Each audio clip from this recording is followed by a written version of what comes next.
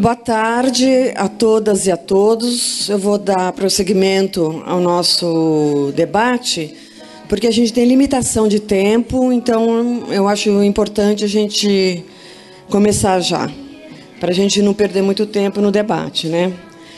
Agora nós vamos apresentar a modalidade 2, padrões urbanísticos específicos para unidades territoriais selecionadas, que farão parte da mesa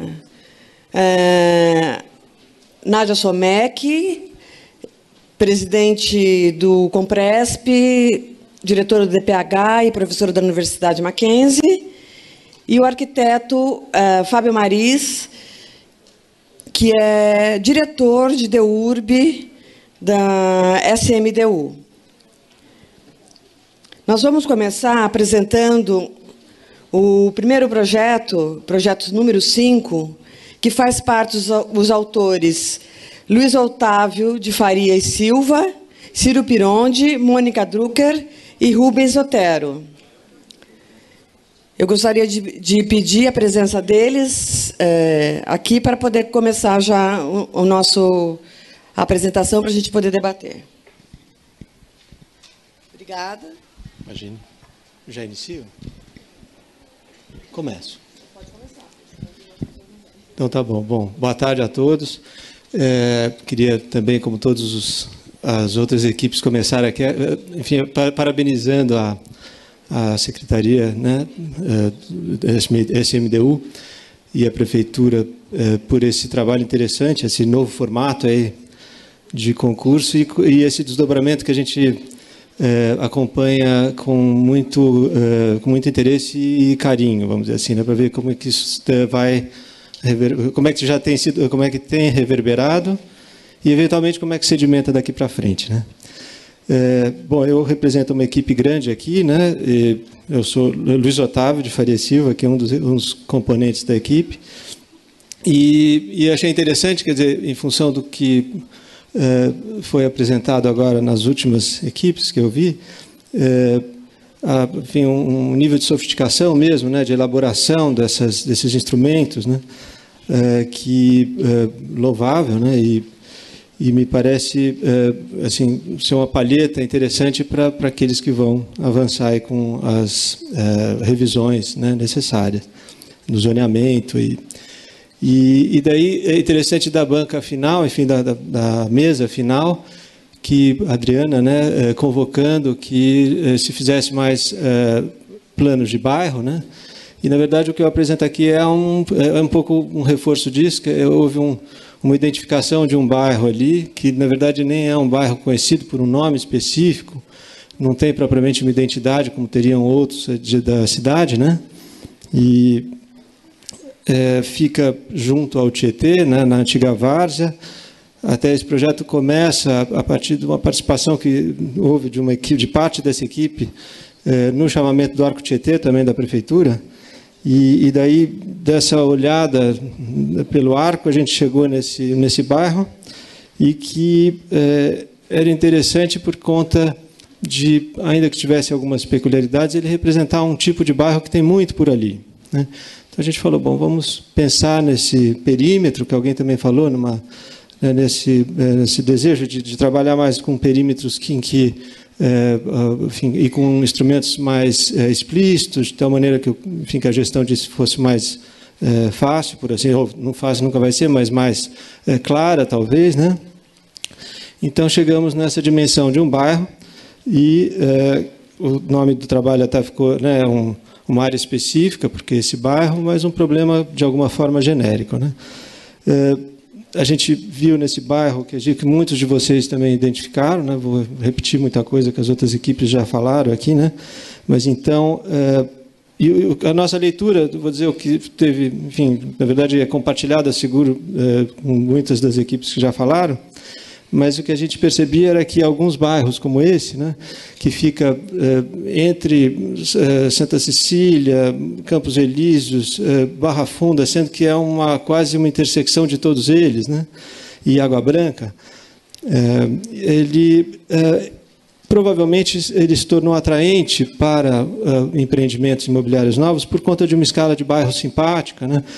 E tudo isso que a gente vê que tem a ver com o desenho da cidade paulista, de São Paulo, né? Do desenho paulistano das vias, né? Então, essa coisa é o botequinho da esquina, é um pouco algumas vilas, uma verticalização já de alguns 50 anos, um pouco mais contida, uma vida de rua interessante, né?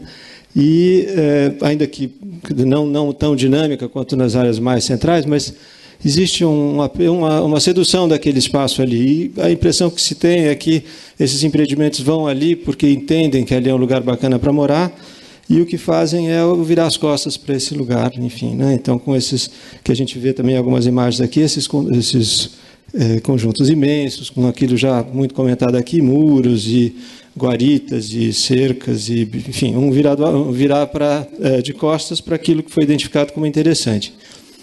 Esse então, foi entendido como uma área que de alguma maneira podia ser vista como paradigmática aí desses tecidos centrais, aí, especialmente nas bordas desse centro o centro expandido, né?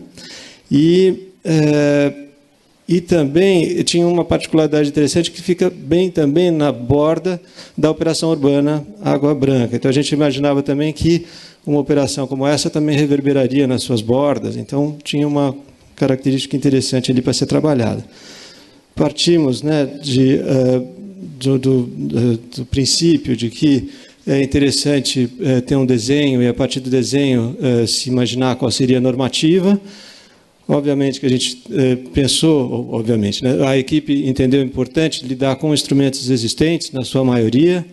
Algumas vezes, vamos dizer assim, fazendo uma versão mais para aquela escala do projeto, mas de instrumentos já existentes.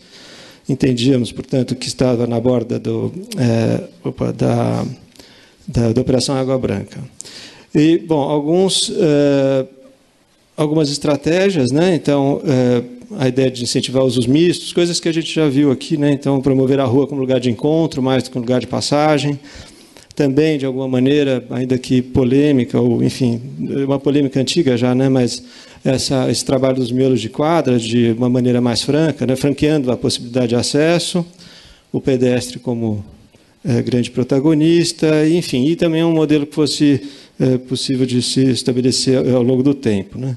Isso foi um pouco o resultado. Na verdade, deixa eu ver se tem uma imagem aqui. Pronto, eu vou mostrar primeiro a delimitação que se fez. Como eu falei, não é um bairro conhecido por um nome específico. Oficialmente, ele ainda é Santa Cecília, mas, enfim, para reconhecer, ali nós temos em cima o Tietê e o Tamanduateí chegando ali enviesado. Então, assim, percebemos, quer dizer, existe uma área de ZEIS ali que está em cinza, e alguns edifícios que foram observados ali que tinham algum significado, ainda que não fossem tombados por nenhuma instância de preservação, pareciam interessantes para, de alguma maneira, quer dizer, como um depoimento daquele jeito de ser do bairro ali. Então, até se imaginou, deixa eu ver se eu acho aqui, está numa ordem, essa aqui, né? Imaginou-se um princípio que algumas dos órgãos de preservação já têm, mas aqui não seria uma exigência de encaminhar via necessariamente alguns desses órgãos, ainda que fosse bem-vindo uma observação deles aqui. Mas, a partir desse projeto, identificar alguns valores ali e fichas referentes a eles pudessem ser executadas, né? Fichas muito simples, e isso pudesse ser trabalhado como vamos dizer assim, um objeto de negociação, por assim dizer, com aquilo que fosse desenvolvido ali, né? Naquele bairro. Voltando um pouco para trás aqui, também a ideia de que ali, especialmente naquele lugar que tem o lençol freático muito alto, enfim, o problema de eventuais, enfim, escavações ali mais caras, e a gente percebe nos novos empreendimentos garagens, essas, enfim, 2, 3, 4, algumas vezes andares de garagens, que são o que se vê da rua, o que faz a interface com a rua. Então, imaginávamos essa espécie de inversão, né? Ou, enfim, colocar isso como princípio, né? Essas garagens mais para o interior do lote, e em função dessa parede não necessariamente aberta, né, das garagens, a gente teria isso associado a uma área de comércio e dando toda essa vida para a rua, né, que nós já temos visto aí apresentado por todas as equipes, né. Voltei um pouco para essa imagem para mostrar um pouco essa configuração que se desejava, né? Então, olhando aquele perfil da cidade como estava ali, aquele bairro, enfim, né, com o botequinho da esquina e tudo mais. Então, se desejava que esse embasamento dos edifícios, de forma geral, com uma galeria em que permitisse que, né, se ampliasse o passeio, né, ficando parte dele coberto, né? E as torres seriam torres palatáveis, vamos dizer assim, enfim, ao tipo de empreendimento que tem sido feito, com alguma definição nova em função de gabaritos. Tá? A gente chegou a pensar alguns números de pavimentos, mas, enfim, o plano diretor traz, né, outros aí, vamos dizer. E entendendo também que parece um consenso, né, que nas vias mais estruturais, mais movimentadas, esse gabarito seria maior, enquanto nas vias mais locais a gente trabalharia com gabaritos mais baixos. Uma coisa que pareceu interessante também foi a ideia de que essa imagem, por exemplo, ela se sobrepõe a essa que estava colocada aqui, à direita em cima, que é escuro. Eu estava lá no fundo, não estava enxergando nada, mas, enfim, quem está aqui perto talvez enxergue um pouco, mas seria uma vontade de que nesse plano, enfim, de bairro tivesse incentivos de que a gente chamou de requalificação de condomínios existentes. Então, era uma espécie de brincadeira, assim, que entender que os recuos, né, eles poderiam ser utilizados para esses usos mais destinados ao comércio, a serviços, e desde que com essa expansão do passeio parcialmente coberto daí, né? Isso, enfim, no lugar da guarita, no lugar da grade, daquele jardinzinho que tem uma palmeira que não consegue crescer direito, enfim, a gente colocaria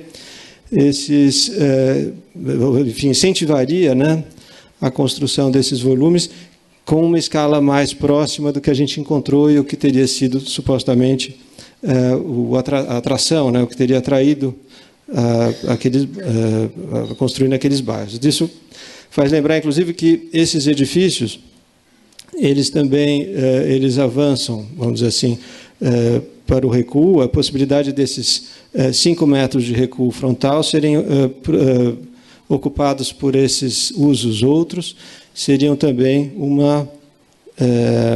uma forma de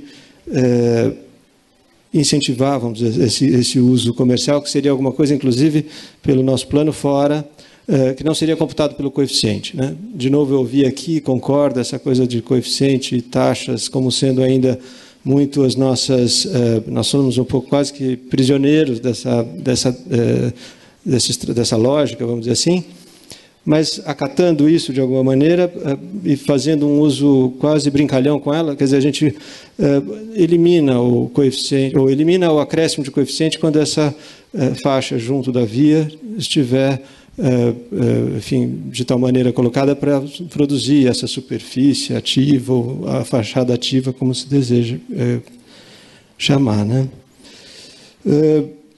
Vejamos. Temos algumas imagens que ilustram aqui o que poderia ser. São imagens muito preliminares, de fato, né?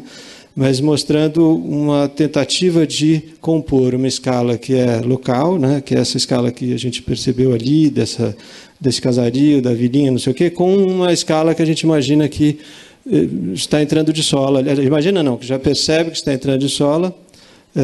Basta ver esses empreendimentos colocados ali e como urbanistas, enfim, observar essa área central, que é o Arco Tietê, que são esses bairros todos que, de fato, eles vão passar por uma transformação, já tem passado, né, mas em poucos anos, décadas talvez, a gente vai ver aquilo completamente transformado. Opa. Então, aqui tem uma aplicação desses, enfim, conjuntos de princípios. Tinha, então, por exemplo, uma lógica, né? Então, com CA, com TO, com acréscimos eventuais para quando você, enfim, o que a gente imaginou que seria palatável para os empreendedores, né? Então, são barganhas, vamos dizer assim, para garantir essas bordas de quadra, enfim, que tivessem um uso mais, de uma animação urbana maior, né? Então, aqui foi um ensaio em 9 quadras, ali naquela situação. Enfim, e temos uma série de questões aqui que foram colocadas, como a infraestrutura enterrada, enfim, uma ênfase uma explicitação da possibilidade de circular com bicicleta, e, enfim, também uma discussão, quer dizer, porque a gente também viu alguns moradores de rua, esse bairro específico está próximo da oficina Boracé, antiga, enfim. Então, muita gente que vive na rua, então é aquela coisa, então as pessoas vão ficar dormindo nessas arcadas, e a gente achou que, talvez ele ecoando, assim, enfim, perturbando alguns, ecoando um pouco, que acho que foi dito aqui na mesa, uma vontade, uma atitude mais corajosa, assim, de, não, tudo bem, as pessoas que estiverem circunstancialmente ou na rua, vão dormir aí durante a noite, durante o dia vão fazer as caminhadas que precisarem, enfim. Então, foi uma vontade, enfim, né, que foi agraciada com uma premiação de uma cidade que a gente imaginava que podia ser mais generosa, assim, que podia ser mais solidária. O sentido foi esse. Tá bom?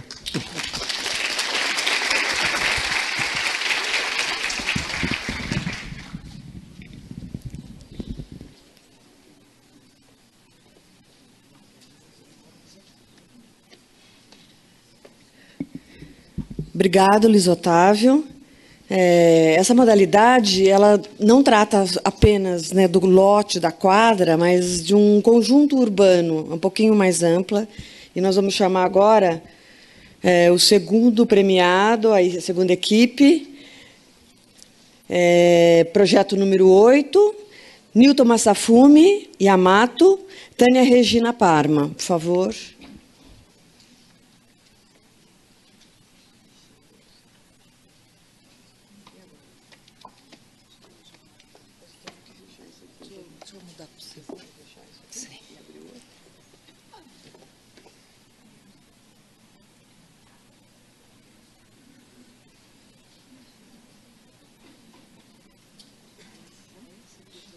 Esse.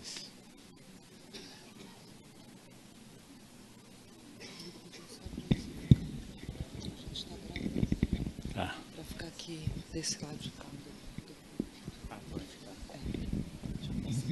Boa tarde a todos. É um prazer estar aqui para esta conversa. É uma iniciativa muito saudável e, efetivamente, somos os últimos e acho que a plateia já está bastante cansada. Vamos ser objetivos e rápidos para que a gente possa debater, ouvir de vocês, quem sabe seja a melhor parte. Vamos lá. Nós selecionamos um recorte da cidade de São Paulo para fazer um plano, mas antes nós fizemos uma análise macro da cidade de São Paulo, que é uma cidade muito peculiar, mas que talvez seja também uma representação daquilo que a gente vem assistindo no país, né? Nós temos uma área extensamente ocupada e, ao mesmo tempo, áreas preservadas. Aquela área laranja, né, foi qualificada no plano diretor como macro área de qualificação, e a área vinho como macro área de estruturação. Ou seja, essas duas seleções das áreas, das maiores áreas ocupadas desse território, prevê uma intensa preocupação nossa com relação à qualificação, à estruturação desse território. Ao mesmo tempo, o plano diretor aponta as macro-áreas de proteção ambiental a norte e a sul. Essas são as grandes diretrizes, né, desta ocupação territorial. Que nós podemos assistir nesse lado direito uma outra questão, que seria a superfície do subsolo ou a superfície hoje do subsolo, onde nós podemos verificar toda essa rede hídrica existente, que na maior parte das vezes ela está tamponada, né?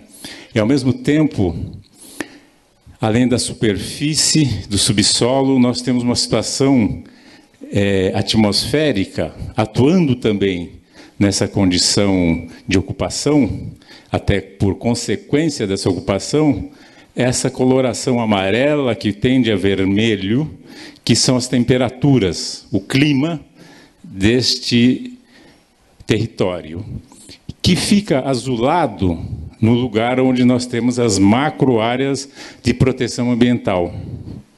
Não é por acaso que essas áreas onde nós temos maior vegetação, temos uma menor temperatura e vice-versa. Nesta área muito urbanizada, nós temos alguns pontos mais críticos, onde o amarelo fica mais vermelho, e tem até aquele ponto mais central, onde é mais avermelhado ainda, que nós temos uma questão que é um fenômeno criado por essa ocupação, que se chama ilha de calor, né? Essa condição de ilha de calor cria um clima específico para essa região ocupada, né? Ao mesmo tempo, nós temos aqueles pontos vermelhos, que são as nossas áreas de enchentes.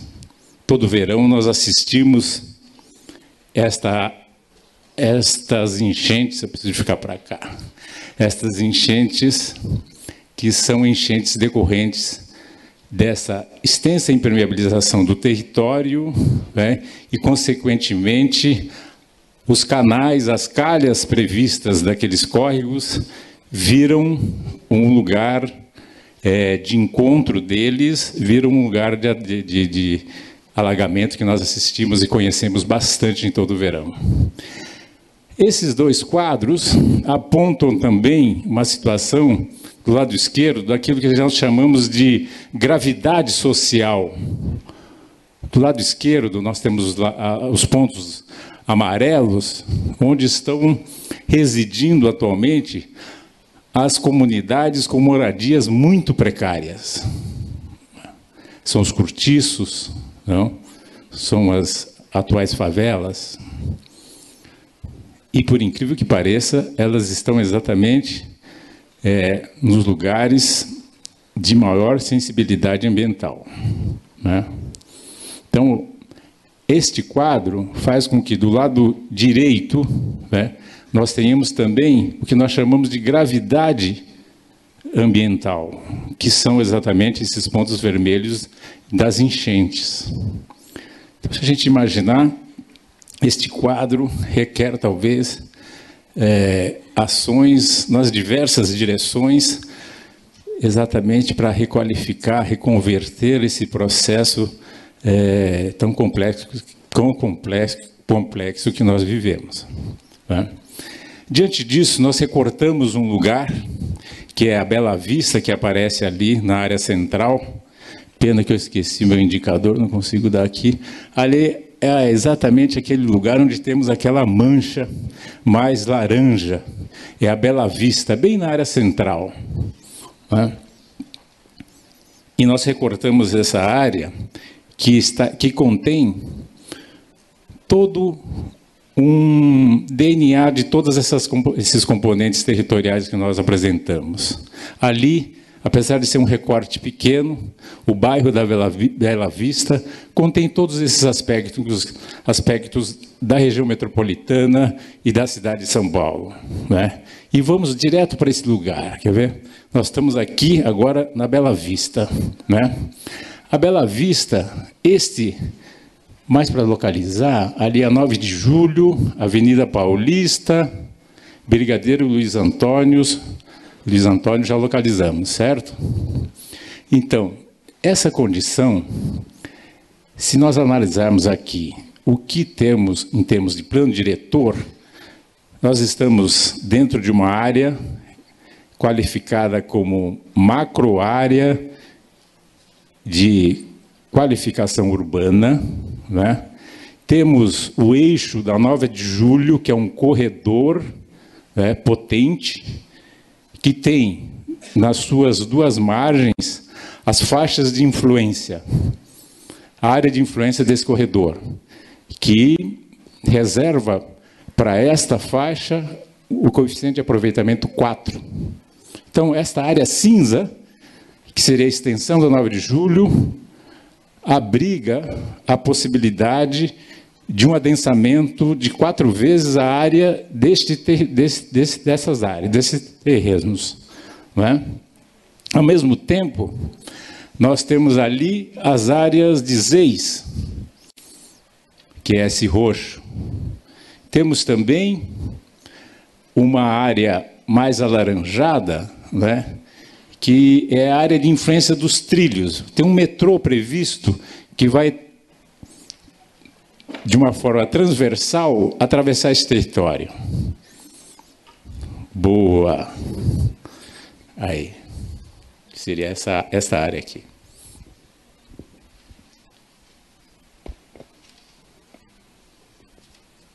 Vamos adiante. Nós estamos falando daquilo que o plano diretor imprimiu sobre a área da Bela Vista, não é? Como perspectiva de uso e plano para ocupação e revisão da ocupação que hoje existe lá. Um outro aspecto é com relação à ocupação desse lugar.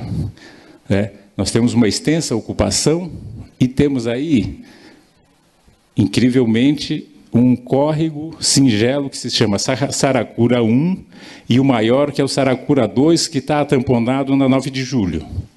Então, nós falamos da legislação vigente, nós estamos falando daquilo que é no subsolo que existe nesse lugar, apesar dessa ocupação, e vamos adiante. Nós temos aí também uma área de qualificação cultural, porque esses pontos mais escuros são os bens tombados pelo patrimônio e a área desta abrangência mais amarelada, que são as áreas do tombamento como área de extensão dos bens tombados, como também como área de entorno. Não é? Temos aí também uma outra situação. Na superfície morfológica, né, nós temos aí uma grota, a tal conhecida Grota do Bexiga, que tanto falamos, né? Ela é formada por um anfiteatro de nascentes, né? Nós apontamos aí basicamente 2 nascentes, mas é um conjunto grande de nascentes onde os taxistas param ali para lavar os seus carros, aquilo ali fica minando água o tempo todo. Né? E formam esse pequeno córrego com 2 braços pequenos e que vai formar esse pequeno córrego que é maior, que vai chegar até a 14 bis. Né? Esses córregos estão tamponados hoje. Né? Esta demarcação pontilhada é aquilo que a gente chama de subbacia. Né? O conjunto de inúmeras subbacias na cidade vai formar uma grande bacia. Né? A bacia do Tamanduateí, a bacia do Tietê, a bacia do Rio Pinheiros. Neste mesmo lugar, nós falamos da superfície de ocupação, da legislação que o plano diretor prevê, nós falamos da ocupação cultural, daquilo que a gente valorizou, e nós podemos falar também um pouco daquilo que é o morador de lá. Quem habita esse lugar? Né? O morador de lá, esses pontos vermelhos, são cortiços. Nesta área amarela onde eles estão localizados, né, de 10% a 20%, tem uma renda de até 3 salários mínimos. Nessa área mais escura, né, marrom mais escura, nós temos uma população de 45% a mais de 45%, com uma renda acima de 20 salários mínimos. E esta área mais acinzentada entre uma coisa e a outra. Então, na verdade, neste minúsculo recorte, nós temos até mesmo uma demonstração social muito peculiar das inúmeras faixas sociais que a cidade tem. E se a gente chegar ainda mais no aspecto cultural desse lugar, ele é muito conhecido como uma área de manifestações culturais peculiares, de casas que têm uma atividade cultural muito significativa.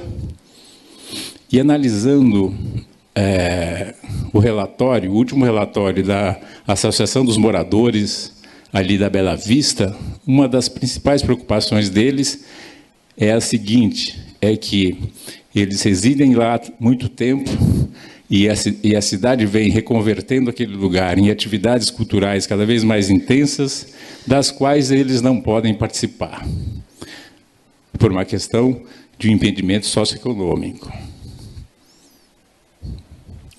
Ao mesmo tempo, esse lugar esteve muito vegetado no começo do século XX. Essa mancha verde, né, é a mancha que tínhamos aí uma vegetação intensa em 1905. Né? Essa mancha verde, ela se reduziu nesses fragmentos mais fortes que nós temos aí hoje, que são alguns fragmentos de vegetação que a ocupação deixou. Muitas vezes são encostas íngremes que não dá para construir, né? Exatamente por aquela condição geomorfológica que mostramos. Né? Diante dessa questão, né, nós analisamos também, de perto, a superfície. Nós falamos do território em termos da sua ocupação superficial, da condição que existe hoje tamponada, ou seja, no subsolo, e este cenário da superfície atmosférica tem uma gravidade muito singular aí também. É na Grota do Bexiga que acontece, em algumas épocas do ano, uma condição climática específica da ilha de calor, ou seja, a ilha de calor aí é mais intensa. Ou seja, a umidade relativa do ar de 80% cai para 15%. A temperatura sobe até 7 graus. Com o aumento da temperatura, as partículas suspensas no ar são mais atraídas e existe uma poluição maior aí. Então, esse lugar fica inóspito durante alguns dias ou semanas no período do inverno. Né? Então, esse é um quadro que fecha, de alguma maneira, aquilo que seria esse recorte da Bela Vista, para que a gente pudesse exatamente propor alguma coisa em resposta a esse conjunto de fatores que levam a uma revisão, talvez, de uma condição de zoneamento e de ocupação desse lugar. E para isso que a gente previu que a gente pudesse fazer desse lugar, junto ao córrego, um parque, mas não é um parque de visitação, é um parque curativo. Por que curativo? Porque ele tem um papel da recuperação da umidade relativa do ar que nós produzimos com a ilha de calor. Esta umidade relativa do ar, ela será possível cada vez mais na medida que nós retomarmos um ciclo natural que ocorre com as árvores e com o solo, que retém a umidade e produz aquilo que se chama evapotranspiração, ou seja, a umidade é relançada pela vegetação na superfície dos territórios. Né?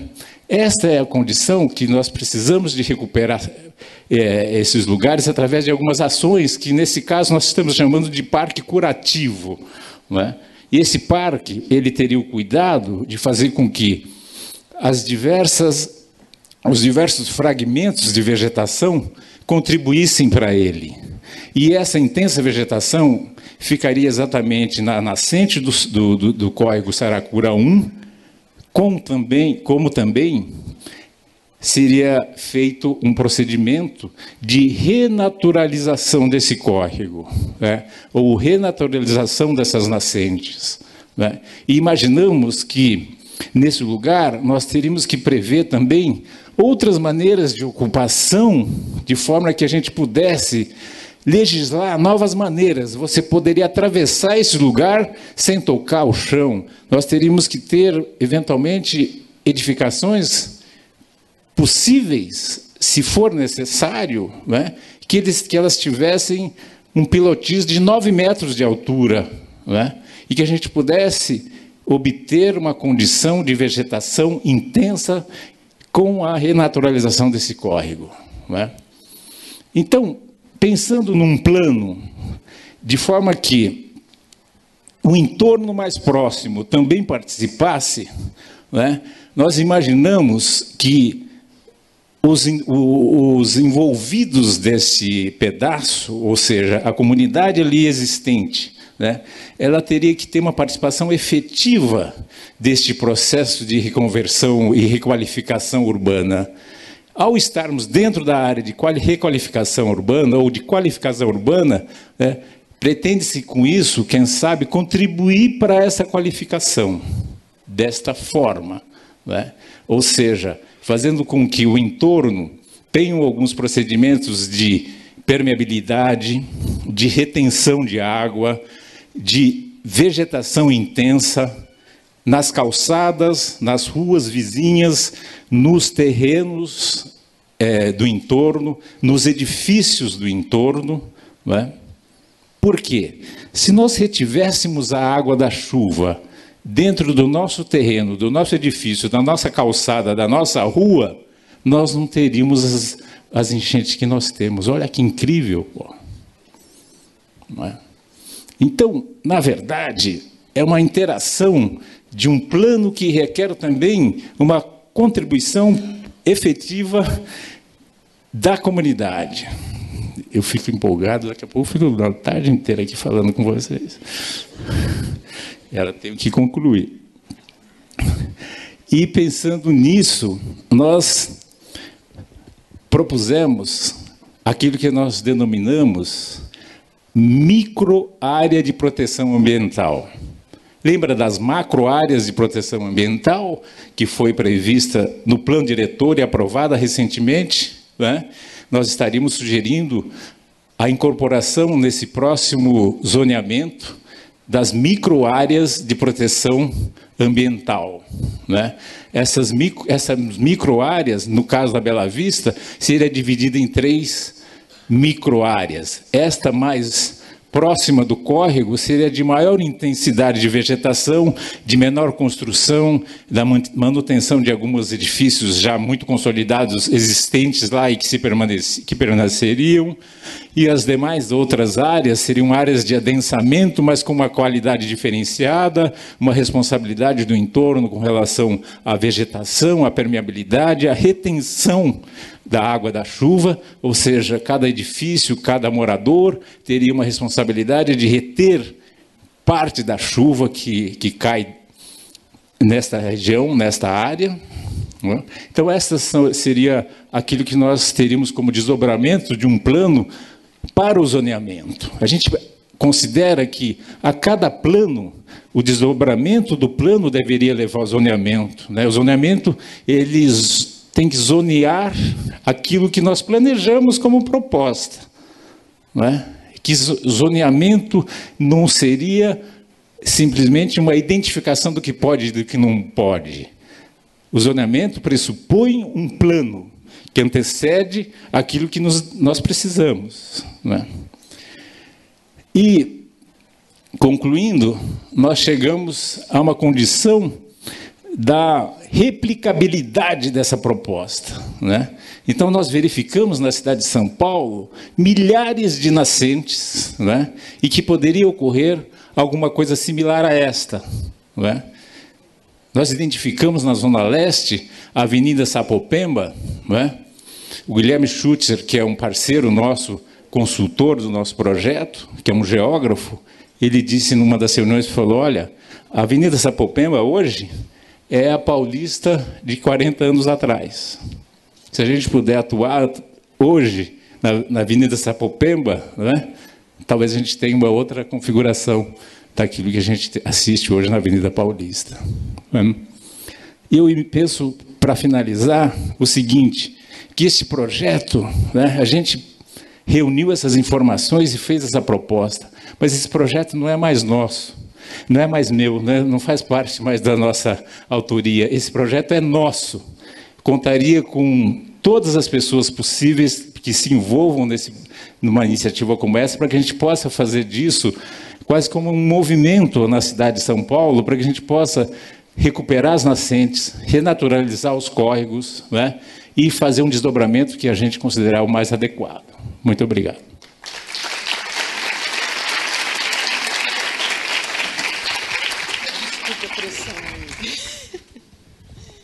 Muito obrigada, Nilton, e desculpe a pressão, mas a gente tem que entregar o auditório, então a gente pressiona mesmo. Agora eu vou chamar a terceira apresentação, projeto número 7, que levou menção honrosa, o autor Silvio Oxman, por favor.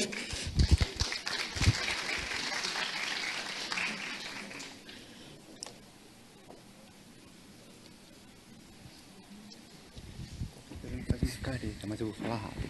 Fica olhando para mim, me obedeça. Eu estou obedecendo. Ele devolve. Prometo.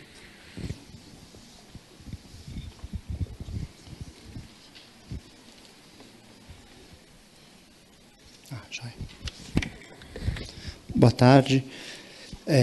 Começar cumprimentando a SMDU e o IAB. Acho que eu endosso todos os cumprimentos e parabenizações que foram feitas. E vou fazer uma pequena correção em relação à equipe. Foram 2 escritórios que trabalharam em conjunto com 2 propostas. Então, a equipe completa está aí, que é a Ana Helena Vilela, a Beatriz Vitino, a Karina, a Liz e a Vanessa.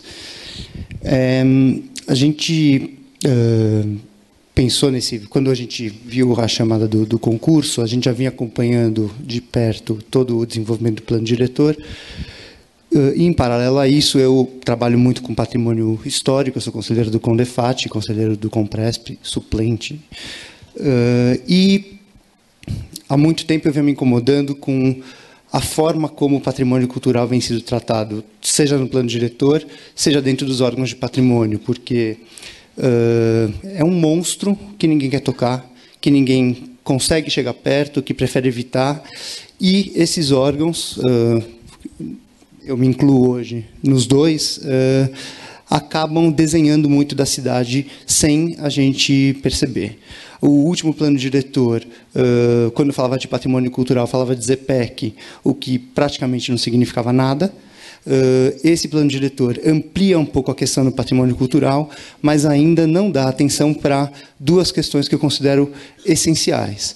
Uma, que é a que eu vou apresentar agora, que é a questão dos bairros tombados e das zonas estritamente residenciais, e a outra que eu não vou apresentar, mas que eu queria deixar registrado, que é a questão das áreas envoltórias dos bens tombados, que acabam regulando grande parte, principalmente da área central da cidade. Bom, em relação à questão dos bairros tombados, o Condefat tem 2 bairros tombados, o Pacaembu e os jardins como um conjunto, Jardim Europa, Jardim Paulistano, Jardim América e Jardim Paulista. O Compresp tem mais algumas áreas tombadas. E esse tombamento, ele confirma uma situação, em princípio, eu vou falar dos jardins, de uma ideia de cidade-jardim, de bairro-jardim, de área verde a ser preservada, de uma ambiência de jardins dentro da cidade,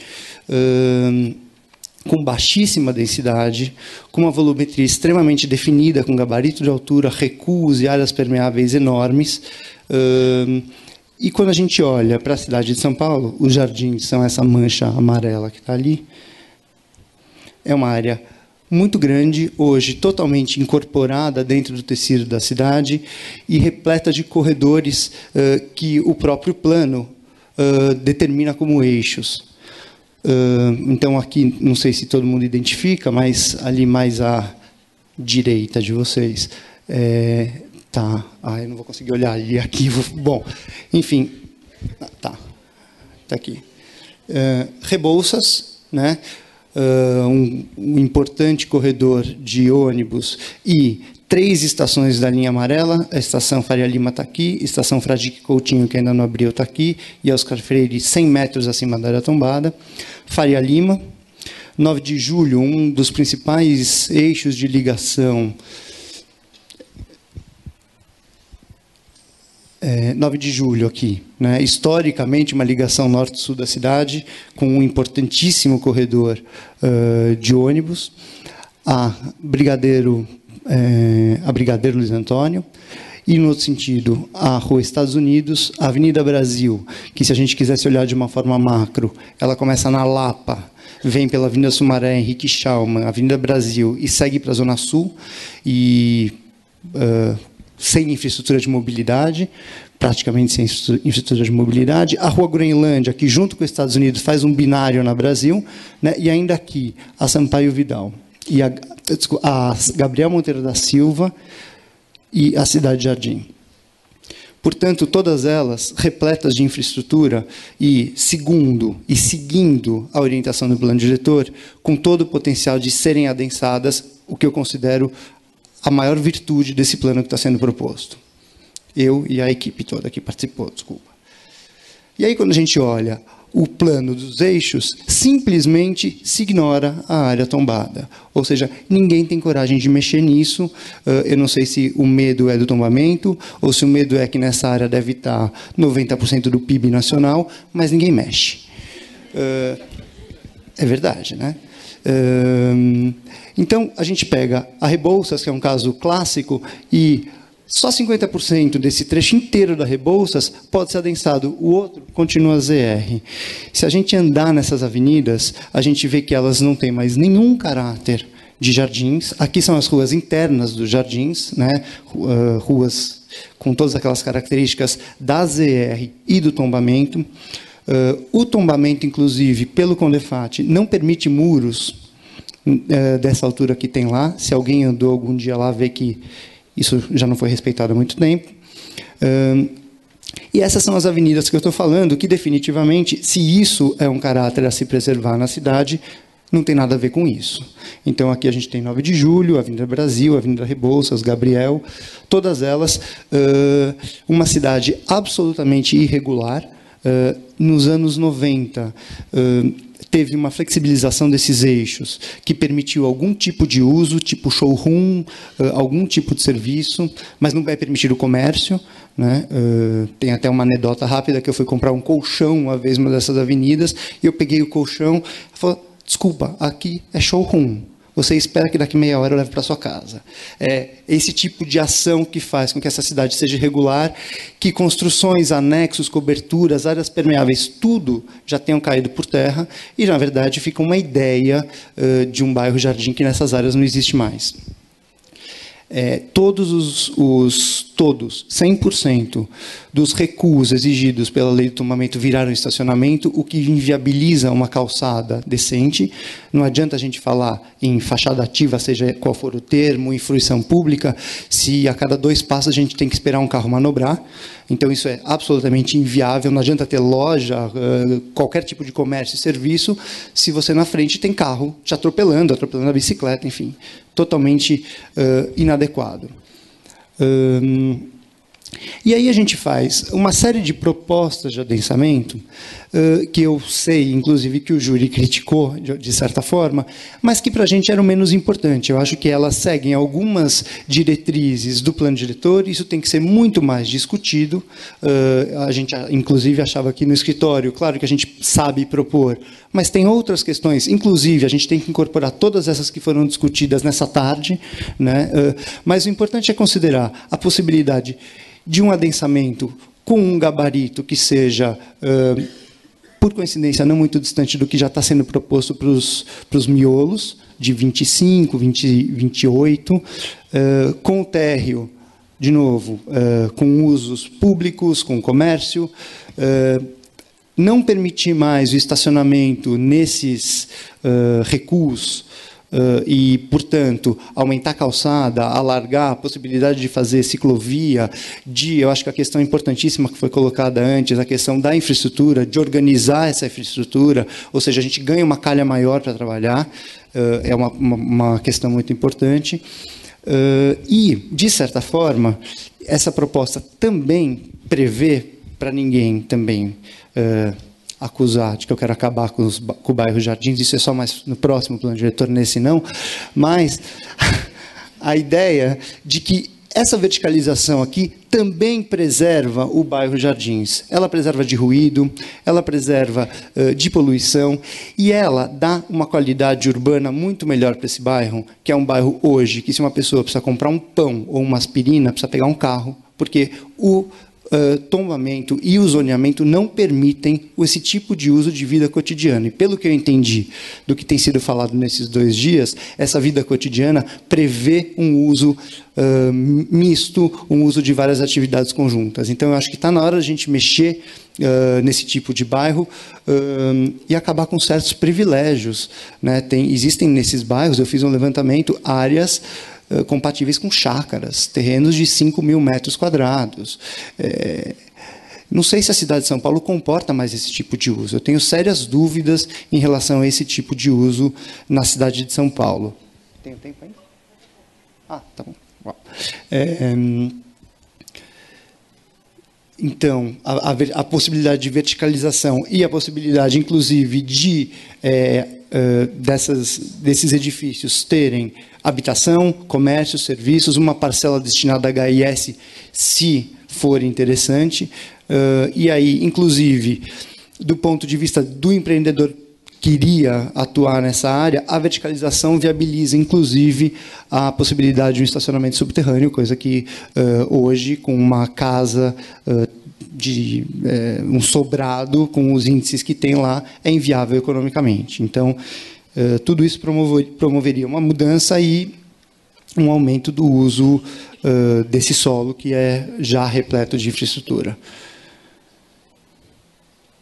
Então, aqui são simulações bastante simples do que poderia ser. Acho que isso tem que ser discutido em relação ao tipo de parcelamento, ao tipo de uso. Acho que a gente tem que ampliar essa discussão e, como foi falado na mesa, incorporar tudo o que está sendo colocado, né? Não é que uma proposta fechada, muito pelo contrário. É muito mais uma provocação para a gente poder mexer nessas áreas. Isso se replica não só para os Jardins, mas para o Pacaembu, para todas as zonas estritamente residenciais na cidade. É isso. Obrigado.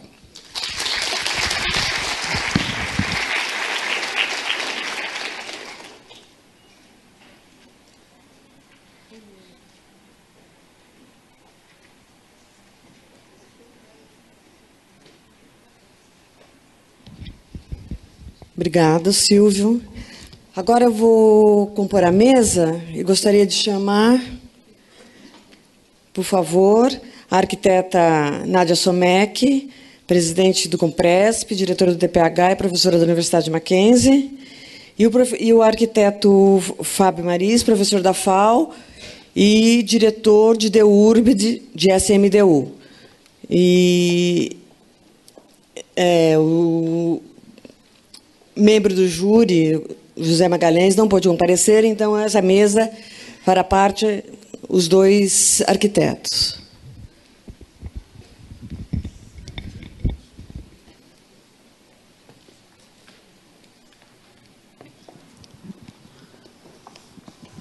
Boa tarde a todos. Obrigada, Penha, por esse convite. Gustavo, Fernando, não sei quem exatamente, Daniel, quem me convidou, mas eu agradeço e saúdo todo mundo, porque é uma alegria estar aqui e perceber que algo de novo está acontecendo, que o zoneamento finalmente está sendo posto em causa, né? Está sendo questionado, porque o zoneamento...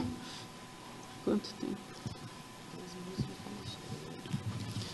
O zoneamento é uma criação de 1875, na Alemanha bismarckiana. O zoneamento, acho que a Sara deve ter falado disso, o zoneamento surge em Frankfurt em 1875, ele é revisto pelo Plano de Nova York no começo do século, em 1916, e ele começa a ser produzido aqui em São Paulo nos anos 20 por normativas que vão redundar em 1972, na nossa primeira legislação de zoneamento. E tem um desenho que o o Anhaya Mello coloca em 1929, no livro dele, Problemas do Urbanismo, onde ele aponta o zoneamento como a panaceia de solução para tudo, dos bairros residenciais, dos distritos comerciais. Ele mostra como o zoneamento vai se contrapor às zonas industriais, aos distritos comerciais e vai proteger as áreas residenciais. E ele propõe, o Anhaya Mello, em 1931, ele enuncia o zoning pela primeira vez, quando ele assume a Prefeitura de São Paulo por 6 meses, e ele define o bairro do Jardim América como a primeira área a ser preservada pelo zoning. Então, eu acho que, eu falei para o Silvio agora, é muito corajoso querer adensar os jardins. Mas é muito bom verificar que essa substituição do zoneamento por algo novo, por planos locais ou projetos urbanos, eu não sei ainda como é que a gente vai pensar nisso e como a gente vai implementar essa transformação. Eu não sei, talvez o Daniel, o pessoal da SMDU, possa nos dizer como é que isso vai ser incorporado efetivamente, como é que a regulação vai ser dada. Do primeiro trabalho do Luiz Otávio, eu achei muito interessante, porque me levanta algumas questões onde o tempo histórico precisa ser preservado e trazer o contemporâneo, ao mesmo tempo que coloca também a questão do adensamento e da verticalização. São Paulo é vertical, mas não é densa, e hoje, eu dirijo o órgão de patrimônio, eu percebi que o patrimônio histórico da cidade de São Paulo é encarado pela população de forma equivocada como paladino da antiverticalização. Então, o que a gente percebe é que tombar uma área significa se contrapor à verticalização, mas eu acho que a gente precisa explicitar um pouco esse conflito e entender que a verticalização em si, obrigado, não é um problema. A verticalização em si não é um problema. Nós adoramos o Copan, eu pelo menos, o bairro de Higienópolis, Nova York. Então, o que é o problema? O que as pessoas não querem? E, ao mesmo tempo, qual é a demanda que se tem com os órgãos de preservação? É uma demanda pela proteção de qualidade de vida, mas não é contra a verticalização. É contra a inserção urbana dos edifícios e a forma que eles têm assumido nas últimas décadas, que é de condomínio fechado. Então, esse trabalho número 1, eu achei bastante interessante, de propor um ensaio de redesenho da cidade fechada, e isso vai justamente ao encontro daquilo que está sendo proposto de transformação do plano diretor. Ao mesmo tempo, a formulação de valores de qualidade urbana trazem a perspectiva de um tombamento e de proteção, e aí a gente tem que também não confundir verticalidade e com adensamento, e não confundir tombamento com proteção efetiva, porque o tombamento é o primeiro passo para a proteção efetiva do nosso patrimônio. E se a gente estudar um pouco o que causa o tombamento, ele tem congelado algumas áreas, e isso não é a solução mais saudável.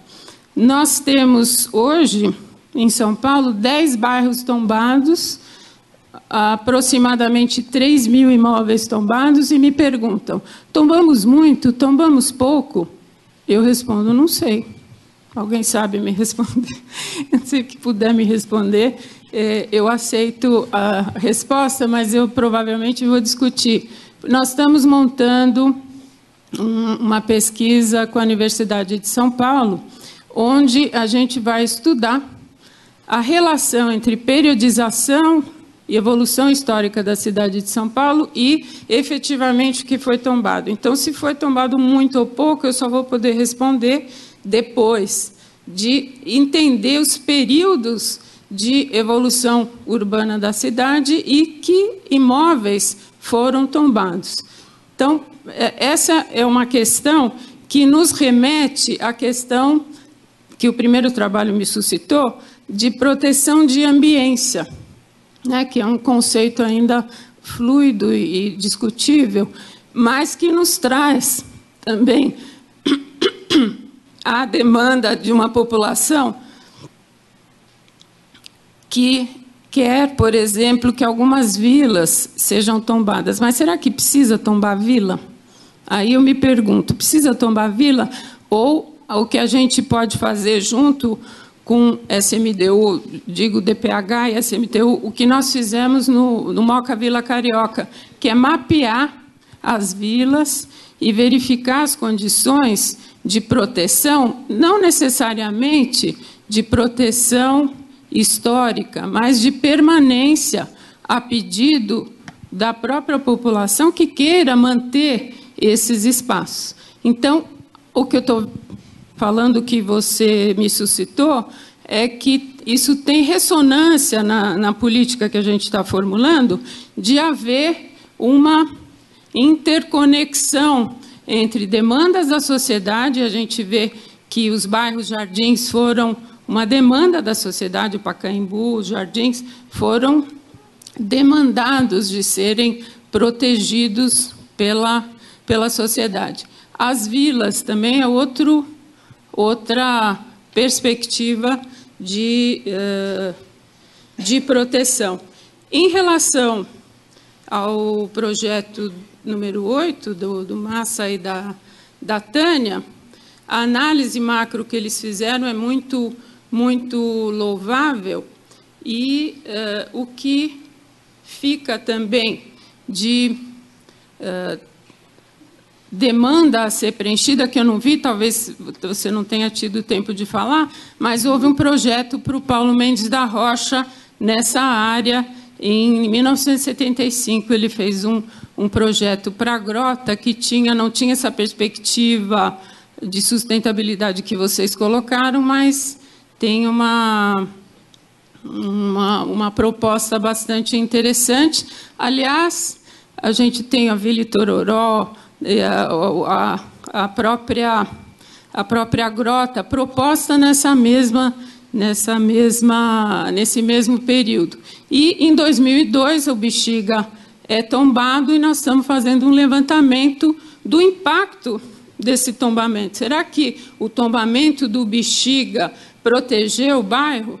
Nós estamos avaliando que não necessariamente. Aqueles imóveis que foram tombados integralmente, de alguma forma, foram protegidos porque tiveram investimentos privados. E os demais 758 imóveis que estão na mancha que vocês apresentaram, tem alguns caindo aos pedaços. Então, o que a gente vê? Que o tombamento não resolve, é o primeiro passo de proteção, e na formulação de política, da política que nós estamos fazendo, nós estamos procurando, e no plano diretor nós fizemos esse esforço de achar novos instrumentos de financiar a recuperação, o restauro, a requalificação e a conservação de imóveis que são privados, mas de interesse público. Então, essa é uma questão que precisa ser pensada quando a gente vê a perspectiva do tombamento, dos bairros ambientais e da questão da proteção da nossa memória. E lembrando que do que é principal nesses ensaios urbanos, e que eu acho que é uma medida importante para finalizar o que eu trago como representante dessa proteção, né, os paladinos da antiverticalização, eu acho que é justamente o oposto, que uma política de desenvolvimento deve estar baseado nas pré-existências e, portanto, na preservação da nossa memória e da nossa história. Muito obrigada.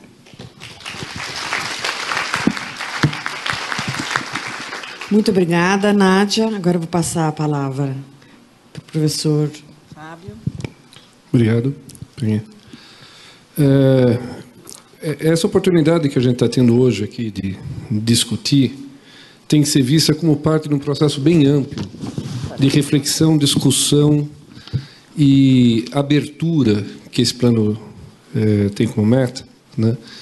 E que, de certa forma, dá muito o caráter do que se pretende dar a esse plano. Eu entendo que ele, obviamente, não vai ser um plano tão autoral.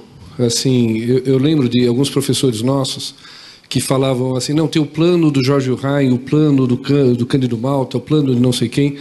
A impressão que me dá é que esse plano, enquanto ideia, ele nasce como uma equipe que está trabalhando e incorporando e discutindo tão amplamente que não faz questão absoluta do plano ser visto como obra de alguém, mas como uma construção.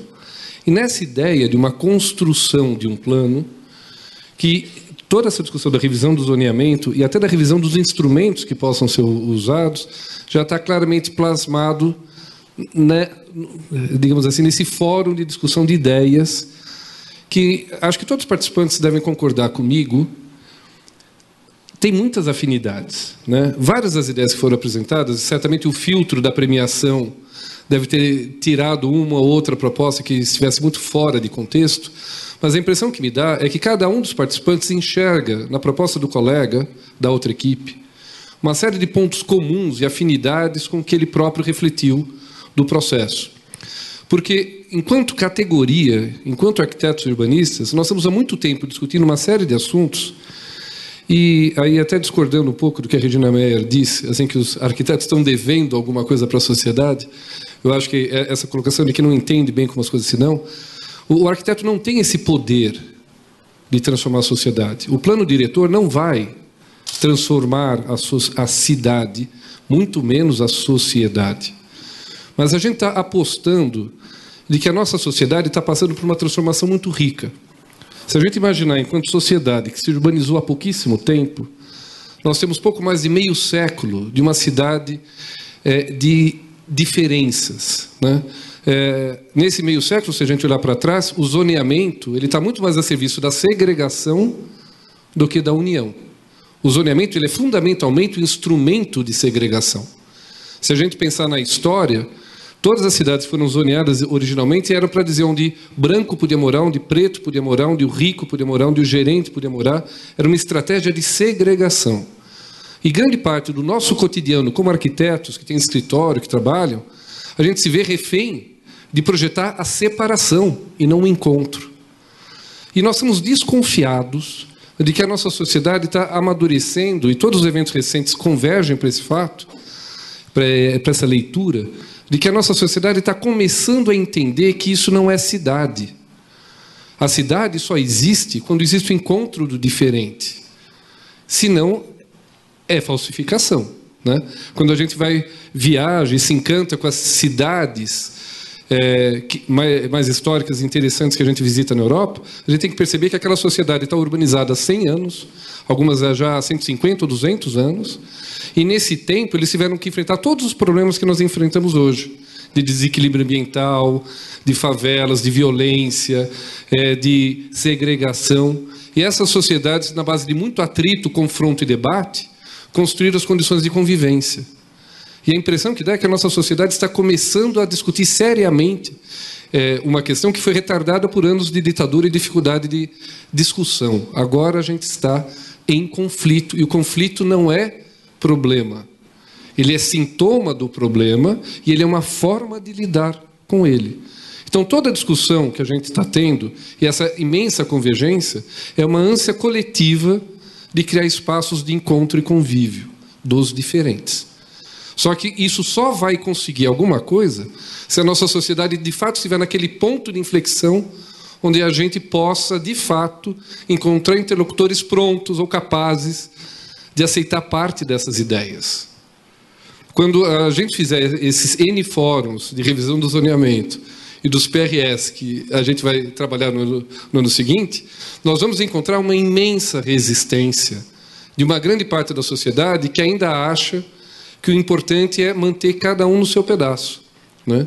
E será que a gente vai encontrar a parte da sociedade que já pensa que talvez essa não seja a melhor cidade?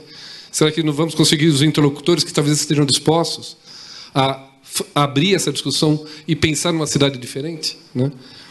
Os trabalhos dessa segunda mesa, eles também trazem um contraponto à da primeira. A primeira é o exercício da regra, o exercício de criar mecanismos de ordenação geral, quase zoneamento mesmo. E não é à toa que no concurso ninguém se prontificou a discutir topografia. Historicamente, o zoneamento é incompetente, não é a ferramenta certa para discutir topografia. Quem discutiu topografia dos trabalhos hoje é só o Massafume, porque, obviamente, já está lidando com projeto urbano. Ou é o projeto urbano que dá conta dessas diferenças, ou não vamos esperar que o zoneamento algum crie regras para vertentes nascentes, poentes, essa declividade ou esse grau de vegetação. Topografia é lidada com desenho, com projeto, e não com regras, porque ela é de uma complexidade infinita, plural, e não dá, né? A gente sabe disso, né? O nosso zoneamento experimentado, a mesma regra de Moema no Morumbi, gerou cidades tão díspares quanto a topografia impôs que fossem, porque justamente não adianta criar regra se o terreno, o território não tem essa submissão. Então, os três exercícios, as três contribuições à reflexão hoje, estão falando de ver a cidade como processo. E me encanta, a gente teve no sábado o início dessa discussão aqui nesse mesmo auditório, vi gente da sociedade aqui falando, não, mas vocês são loucos, vocês estão discutindo uma cidade e vocês não estão vendo a cidade real. São Paulo está pronta, né? E a gente sabe que isso não é uma verdade. Sobre a Paris que a gente visita, foram construídas 3, 4 Paris. Sobre Londres, foram construídas 10 Londres distintas. E sobre essa São Paulo, outras São Paulo serão construídas, queiramos ou não. O que a gente está discutindo é que talvez essa cidade que vai ser construída em cima do existente não pode ser vista nunca como um produto pronto. Acreditem que essa visão modernista da cidade estática gerou o Centro Histórico de Brasília, né? Ver a cidade como algo que eu projeto e fica, gerou o que hoje eles já chamam o Centro Histórico de Brasília. Eu acho isso encantador, né? Quase como quem diz do Centro Histórico de Ouro Preto, de Brasília, de Paris, né? Como coisas estáticas e prontas. A cidade é processo, a cidade é transformação permanente. E como tal, os 3 exercícios estão refletindo sobre, no exercício do Lee, que achei muito interessante, né? Que, como contraponto, ele está pegando um terreno muito vazio, enxergando todas essas pré-existências dessas construções baixas, de até 2, 3 pavimentos, que, entende ele, trazem uma riqueza formal e programática de vida urbana, que não deveria se contrapor à renovação, mas que deve conviver durante o processo. E que talvez, em algum momento da transformação, também saiam, né? Aqueles que permanecem com aqueles gabaritos alinhados com os volumes baixos, podem ser o que depois vai ser substituído por outros prédios, que vão ser construídos no local, e aí pode, por um tempo, dar uma certa coerência, até os segundos prédios, os primeiros, já também passarem por mudança, que todos nós já vimos prédios de 10, 12 andares implodidos na Paulista ou na Berrini. O prédio de hoje pode ser o entulho de amanhã. A cidade se transforma, não é só Sobradinho que é substituído. A gente tem derrubado coisas grandes já. Ou a gente protege o conjunto nacional, ou até ele a gente vai perder. Então, algumas coisas a gente tem que realmente aceitar que devam permanecer.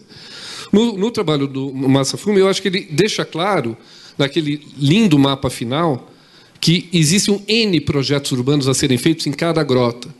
E que essa sensibilidade para o lugar tem que ser realmente respondida com um projeto. Eu confesso que não tenho encantamento nenhum daquele prédio ponte passando por cima. Eu acho que ele é o contraponto de uma ideia tão bonita de levar as pessoas para o vale e conquistar o vale como lugar. Na hora que eu passo por cima, eu não uso o lugar. Então, acho que ali é uma pequena contradição no enunciado, mas que me leva perfeitamente a ficar encantado com o sonho de ver que, com o projeto, aquilo que o zoneamento não dá conta, então as encostas, os vales e os rios, passam a ser lugar e qualificados. E esse é o sonho de, nos projetos regionais específicos, a gente ser sensível e capaz de requalificar esses lugares. E a provocação final do Silvio, que eu acho realmente divertidíssimo, e tomara que aqui tenhamos muito mais arquitetos do que moradores de Z1s, ou normalmente o pessoal das zonas exclusivamente residenciais, das ERS, odeiam esse tipo de discurso. O Silvio não pode ser incorporado em nenhuma equipe ou oficina, ele fica proibido e banido. A gente conversa no bar, lá vai no 18º, a gente vai ter longas conversas, mas nunca diante do público em geral. Como provocação, eu acho fantástico, extremamente interessante, já foram discutidos até em projetos também construídos na academia, na região dos Jardins, tombar a projeção. Aquela casa que está lá é obrigada a manter aquele limite, mas que poderia tranquilamente, até porque a sua arquitetura já foi descaracterizada por arquitetos incompetentes, e você transformar num predinho de 3, 4 andares, 5 andares, com vários apartamentos na condição, você muda o uso, mas então você derruba o muro, você cria permeabilidade, e aí vamos ver o que isso vai gerando. Bairro de elite ele vai continuar sendo, só que a gente quer que os filhos dessa elite que morem lá não tenham que matar os pais para herdar as casas, né? Gerar cortiços de elite, uma situação diferente e não um tombamento de casas e pessoas velhas, né? Mas como reflexão, uma contribuição legal para a gente entender que nada é sagrado, tudo é passível de questionamento, e acho que os 3 projetos mostram bem o limite, até onde o zoneamento pode responder, onde o projeto urbano tem que entrar. E essa é uma questão que está aberta para a equipe, porque a gente entende mesmo que quando a Nádia provoca, como é que a gente vai responder? A gente tem uma boa ideia de como isso vai ser respondido, não vamos dizer que não, mas a gente aceita a beleza do processo aberto. Porque o diálogo com a sociedade, com os técnicos, com as universidades, com os colegas, ele não é falso. A gente realmente está abrindo para discutir, para ver se a gente consegue encontrar caminhos de articulação dessa massa de discussão maior, que talvez possa gerar um plano bastante inovador em vários aspectos. Era isso. Obrigada, Fábio.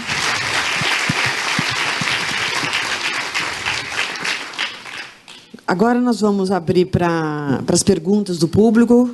Por favor, quem quiser fazer pergunta, já pode se direcionar para cá. Vai? Você não vai fazer nenhum comentário? Não, não posso. Não, eu não sou dona Bola. Não posso, é só para... Pode usar, por favor. Quem quiser falar, por favor, fique aqui próximo para depois dele... Ele vai finalizar. Meu nome é Arnaldo, sou morador de Mazer. Na verdade, hoje eu moro em Iguape, quem mora lá é minha mãe. Eu nasci nesse bairro, Jardim da Saúde. E é um bairro tombado.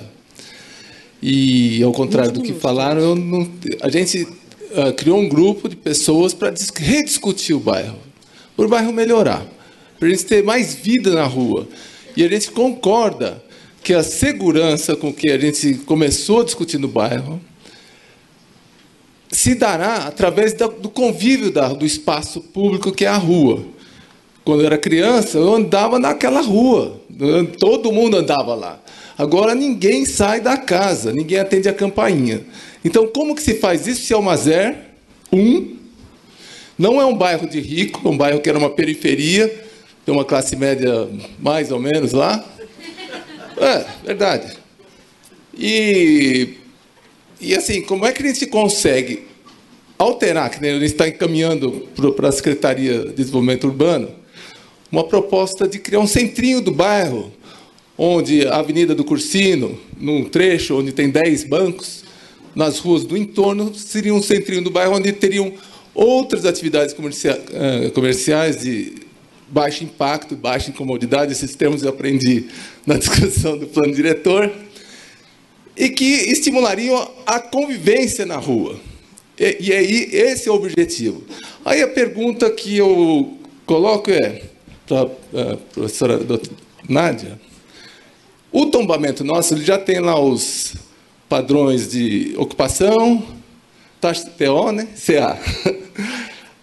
Como é que a gente consegue estar discutindo isso, sendo que também no plano diretor, ZR1, Zona Residencial Tipo 1, é imexível e, ainda por cima, a gente ainda tem o Compresp, que tombou já com esses padrões também. E eu quero deixar claro aqui que, além de agricultor, eu sou artista plástico, adoro arquitetura, eu gosto do desenho arquitetônico, acho que a gente tem que realmente embelezar a nossa cidade. Parabéns pelo que o Fábio levantou aqui, uma discussão que estimula o convívio dos diferentes. Lá, no nosso bairro, um terreno do IPESP foi invadido há uns 20 anos atrás por um pessoal invadido. Eles ocuparam lá e hoje se tornou uma favela muito perigosa. Por isso que ele também está sujeito à violência, né? Mas, ao mesmo tempo, por que não integrá-los? Por que não integrá-los no processo de inclusão social, de reconhecê-los como uma comunidade que pode ser parceira, melhorar a vida das pessoas que estão lá, trazer, por exemplo, nós temos outros terrenos do IPESP lá. Arnaldo, desculpe, mas 3 minutos nós temos que entregar. Sim, sim. Que poderiam estar sendo ocupados com SESI, alguma coisa desse tipo, para que essa comunidade e os bairros do entorno também pudessem conviver. Enfim, isso a gente está tentando implementar junto à Secretaria de Desenvolvimento Urbano. Obrigada. Não sabemos se vamos ter sucesso, mas estamos tentando. Obrigada. Eu vou pedir, por favor, para os que se apresentarem e, por favor, no máximo 3 minutos, eu estou controlando o tempo que a gente tem que entregar ao auditório, por favor, tá? Bom, estou sem reloginho aqui, mas se me avisar eu agradeço. Oh, beleza. Meu nome é Ricardo Ávila, eu sou estudante de Arquitetura e Urbanismo da Faculdade de Tecnologia Anhanguera de São Bernardo do Campo. Faço estágio também na CET e, aliás, aproveito para agradecer o meu supervisor de estágio, Mauro, que me deu todo o apoio para estar aqui. Obrigado. Também o supervisor também do departamento DET Oeste 1. Que, aliás, essa região foi muito debatida aqui, né? Bela Vista, Paulista, foi falada como exemplo e é justamente a região que eu trabalho. Tem questões aqui levantadas, inclusive, no primeiro encontro de ontem, que foi o segundo, né? Porque são 3 encontros sábado, né? Ontem, do arquiteto Adilson, né?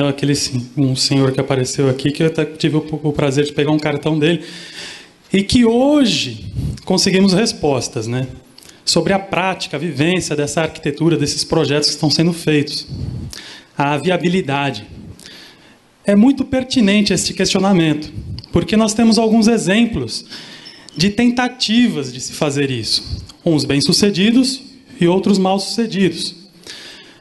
Quero citar uma escola estadual em Mauá, em frente ao shopping de Mauá, onde ele foi concebido todo aberto. Uma escadaria, aproveitando a topografia, sempre uma questão muito difícil de trabalhar, mas que agora ele foi todo cercado. Eu usei ele como exemplo do meu estudo de caso de um trabalho, e ele não tinha essa cerca, hoje tem.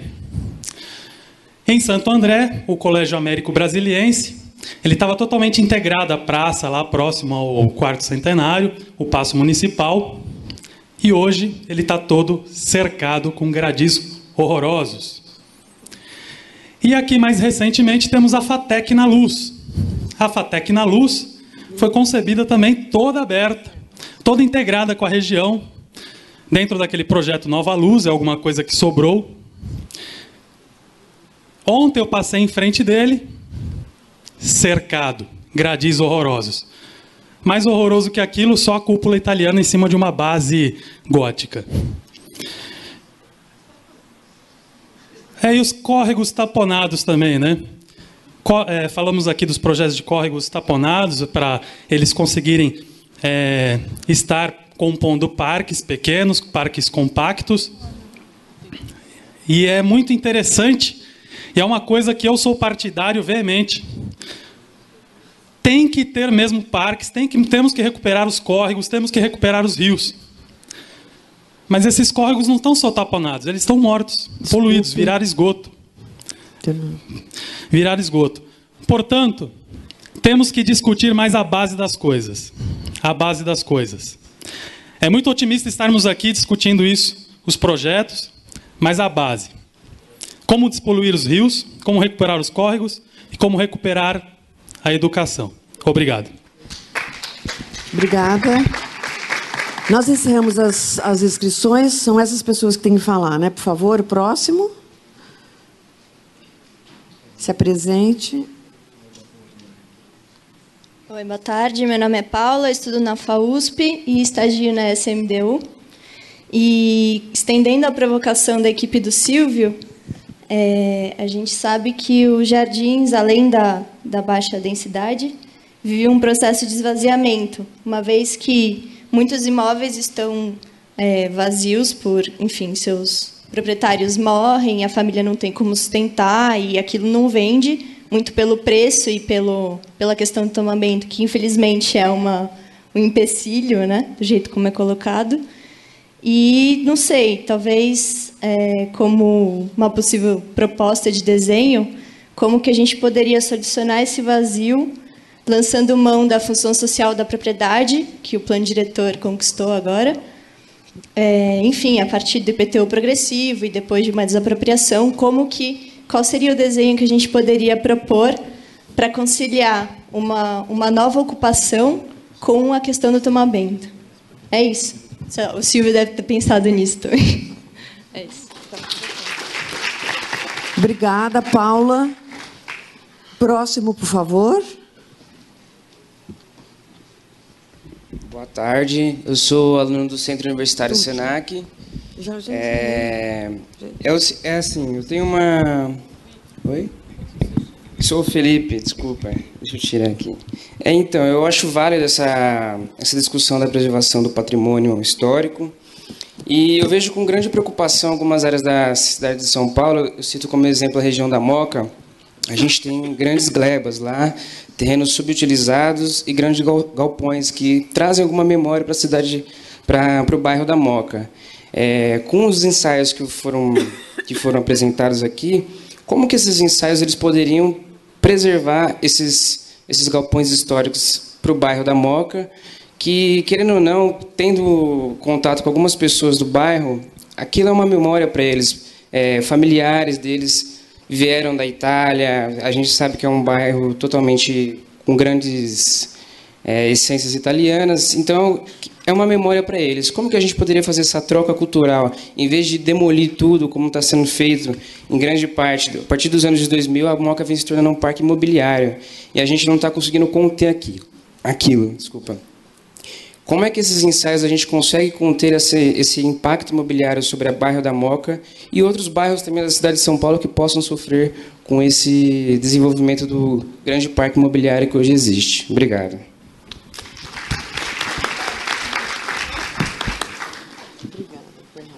Obrigada, Felipe.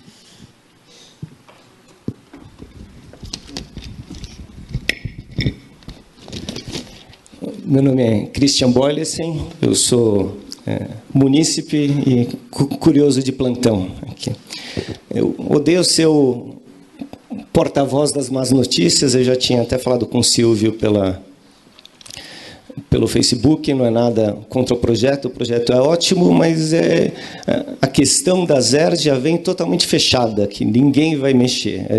A revisão do modelo higiênico vai ficar para daqui a 8 ou 16 anos, porque no artigo 27 foi inserido até, o problema é na lei, não é no projeto, foi inserido na última hora, na última revisão, por pressão de 99% do PIB, o inciso não incidirão em 01 parâmetros urbanísticos menos restritivos do que os atuais, incluindo os corredores existentes.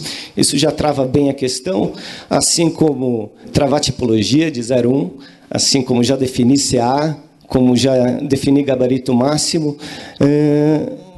Pode parecer um problema pequeno agora, mas ele vai se tornar muito maior, porque os mesmos 99% do PIB também trouxeram o conceito de zona de transição, que ainda ninguém sabe como é, e a extensão do problema vai depender da extensão desse monstro, que a gente não sabe como vai ficar.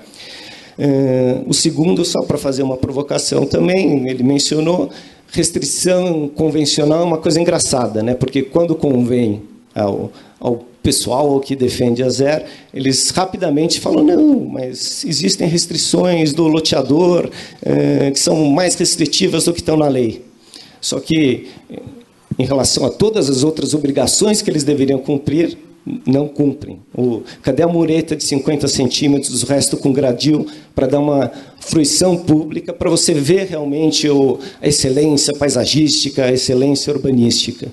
E, por último, só a título de sugestão, que todo mundo conheça o trabalho do professor Silvio Macedo, do Laboratório Coapá, da FAO-USP, que mostra bem que a arborização de São Paulo é viária, a arborização é do município.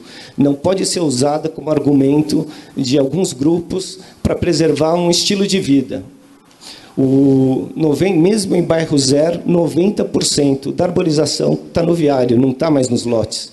Assim como a permeabilidade, que há muito tempo já virou churrasqueira, já virou piscina e deixou de existir. Então, acho muito apropriado as questões levantadas pelo Silvio. Obrigado.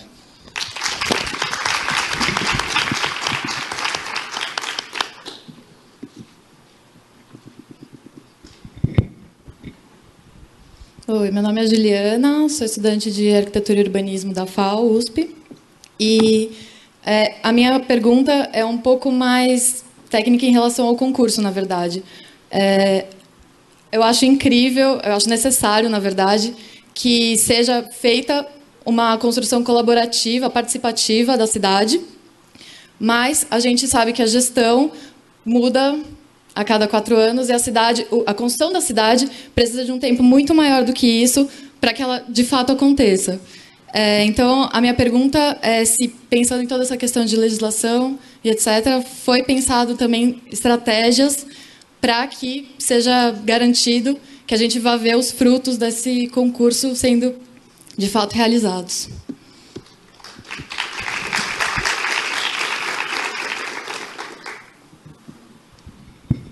Oi, eu sou a Aline, estudante da FAO-USP. Eu queria complementar um pouco a pergunta do companheiro que fez a pergunta sobre o patrimônio.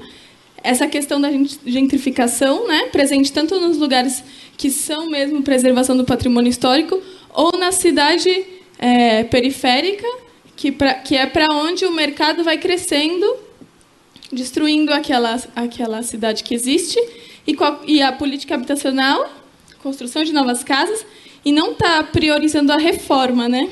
Daí, então, eu queria perguntar no sentido assim de, por exemplo, não lembro quem falou das chácaras dentro de São Paulo, que seria inadequado, mas assim, pensando, por exemplo, que elas poderiam ter um uso menos privado.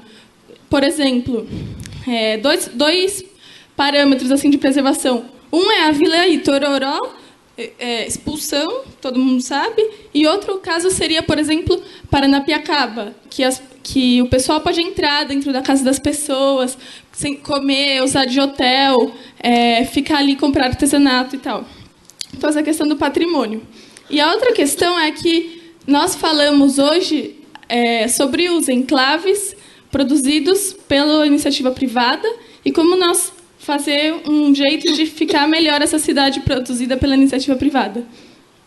Mas esses enclaves produzidos pelo próprio público, como os bairros, esse bairro da Água Branca, o rio ali, o Tietê e o Tamanduateí, eles deixaram a sua possibilidade de ser um estruturador urbano e foram tornados enclaves rodoviaristas pelo Estado, né? E o outro rio,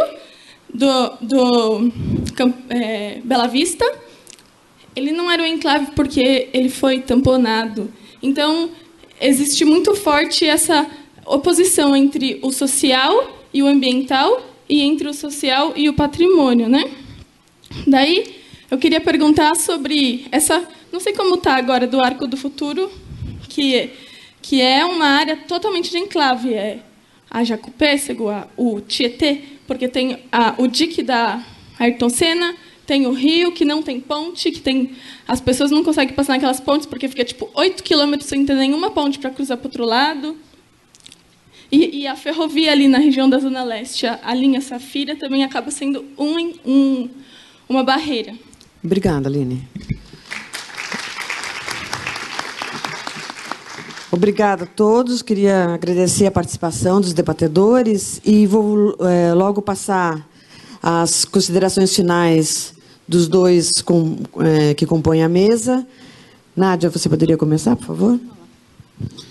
Falar rapidamente, porque nós temos que deixar esse local, infelizmente, mas respondendo ao Arnaldo, antes de eu ser presidente do Compresp, eu fui conselheira por 2 anos e meio, e eu era representante do IAB, e o que eu levava era justamente o que a gente está discutindo aqui, que é trazer o contemporâneo para a preservação do patrimônio. Então, o que você está colocando é algo que tem tudo a ver, que tem absoluta ressonância com a política que a gente está formulando e que eu vim implementar como presidente do Compresp. Então, nós temos um diálogo e o desenvolvimento urbano deve partir das pré-existências. E aí, aproveitando que o Fábio está aqui, eu respondo também à questão do Felipe, que eu adorei o que você falou, Felipe. Temos uma aliança aqui, porque nós também fizemos um trabalho, nós, DPH, Departamento do Patrimônio Histórico, fizemos um trabalho exemplar, minucioso, para mostrar à SMDU, a contribuição do governo, para proteger os imóveis. Nós fizemos uma lista imensa dos imóveis, imensa não, mas uma lista adequada às transformações que estão previstas na Operação Urbana Moca Vila Carioca. Cadê o Felipe?